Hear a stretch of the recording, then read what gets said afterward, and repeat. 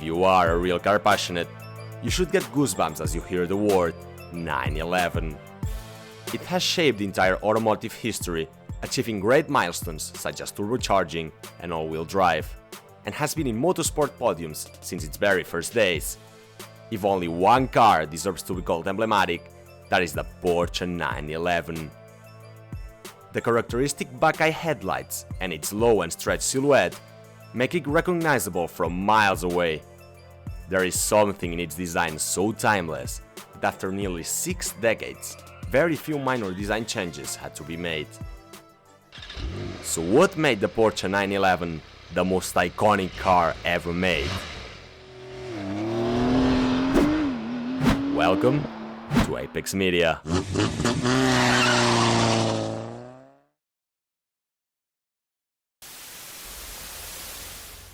By the early 1960s, Porsche had already gained a reputation for building quality high-performance vehicles that handled equally well on and off the track.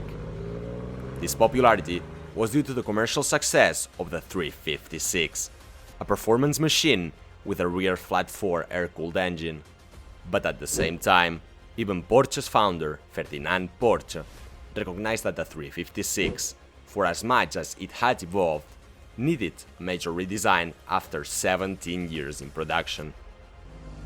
He was also into the idea of building sportier and more practical cars, so he put his son, Ferdinand Butzi Porsche, in the charge of the new model, the Porsche 901. That's right, the car was originally called the 901, but Porsche had to rename it as the 911 as Peugeot claimed that they had a trademark on all 3-digit name models with a 0 in the middle. The flat 4 of the 356 was upgraded to the flat 6 in the 911, and the steering system was perfected. The car provided 130 horsepower, a notable amount for an 1100 kilogram car, reaching a speed of 125 miles per hour. It debuted at the 1963 Frankfurt Motor Show, and the following year the 911 hit the roads with an original list price of $6,490, which would equal around $50,000 in today's money.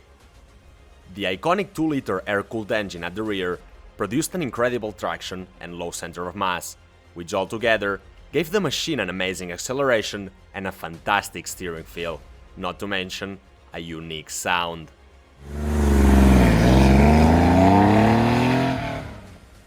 Added to an exceptional 4-seat interior and its performance in the 1965 Monte Carlo Rally, the car was an immediate commercial success.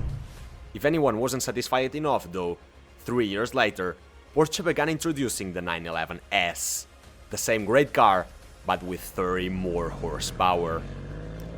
In 1967, a convertible variant of the 911 was on Porsche's mind, but the misinformation in the headquarters that thought convertibles were to be made unsellable in the US due to rollover safety regulations made Porsche apply some changes to their initial idea. The solution was to manufacture a 911 with a solid removable roof anchored to an upper roll bar to make a safe, almost semi-convertible car. This was called the Targa, a name chosen after Porsche's multiple triumphs in the Targa Florio race. The thing is, those regulations never passed. Nevertheless, the 911 Targa was kept in production, and it wasn't until 1983 that the fully fledged convertible was available. 4 years later, for the 10th anniversary, the 911 Carrera RS was unveiled, the first model to be called the Carrera after Porsche's victory in the Carrera Panamericana.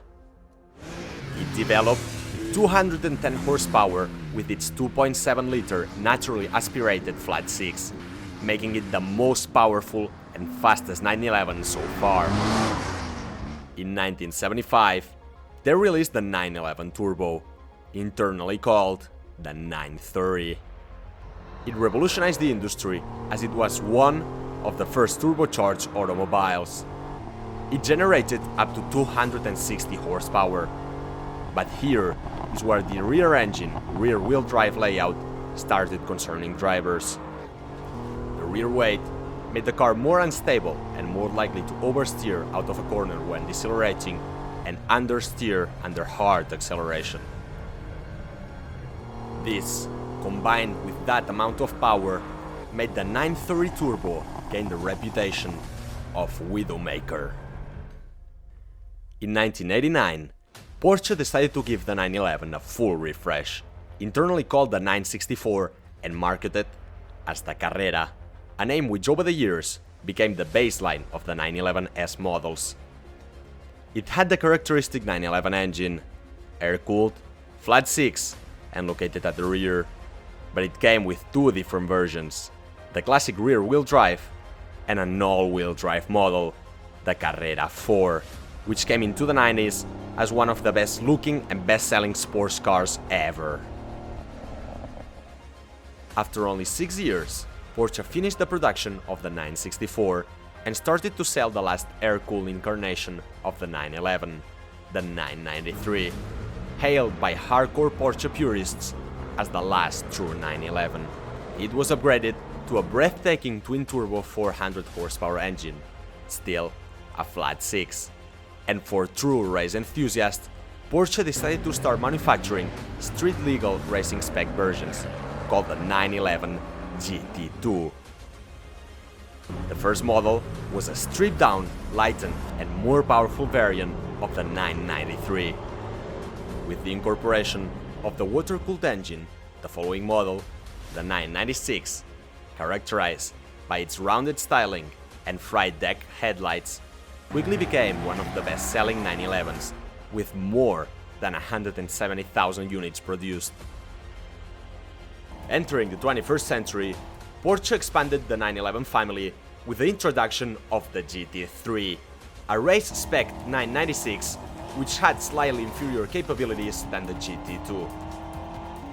After 2004, Porsche replaced the 996 with the 997. Not many changes were made. The fried deck headlights were replaced with the classic bug eyes, and some interior and exterior styling details were modified. A more powerful version of the GT2 was unveiled in 2010 with the body of a 997, the GT2 RS, a 612 horsepower machine that reached speeds of 205 miles per hour. In 2011, the 7th generation of the 911 was unveiled, the 991. It was one of the most extensive redevelopments in the 911's history. It was built on a new platform, and roughly 90% of the car was either new or completely redesigned.